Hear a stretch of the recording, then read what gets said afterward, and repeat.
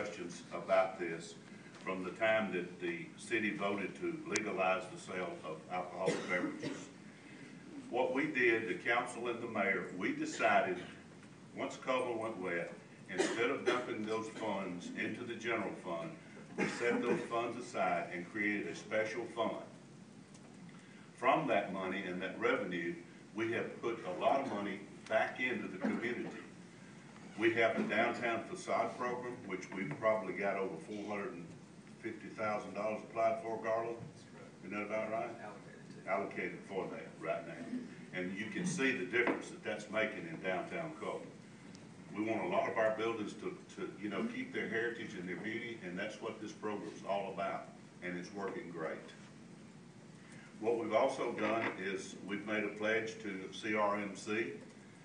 For the next 5 years, we're going to issue them $900,000. Jim, is that right? That's exactly. And that's for the renovation of the rooms and the $10,000 beds. And those beds that you were talking about this morning, that's going to be fantastic for the patients. Thank you. We collected, actually, on the appropriations, a lot of that money we put back into the community for the 501c3s.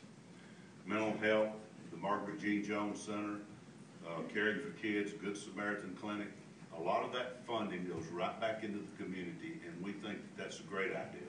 And when we get some of these things back in order, when the facade program kind of tapers off, we're going to take some of those funds and allocate them for bridge repair or road repairs.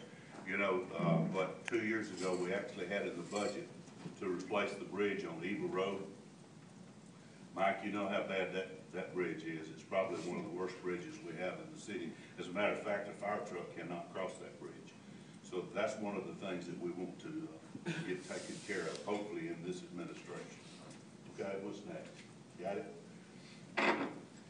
Now, I know some of you ladies might not like this, but I always encourage you to shop at Cullman. And I know sometimes that's very difficult, but I was talking to Clint this morning, and we were talking, and we look back years ago when I was actually growing up, we probably had more clothing stores in Cullman than we've got now. But hopefully we've got some good ones here. And I know that always you can't find exactly what you want. Some folks even order off of the internet. And in some of those cases, we do get tax revenue for that. But take a look at this. When you shop in Cullman, what you're ensuring is a good school system, right? A good hospital. And what do people, when they come into a community, what's the two first things they look at?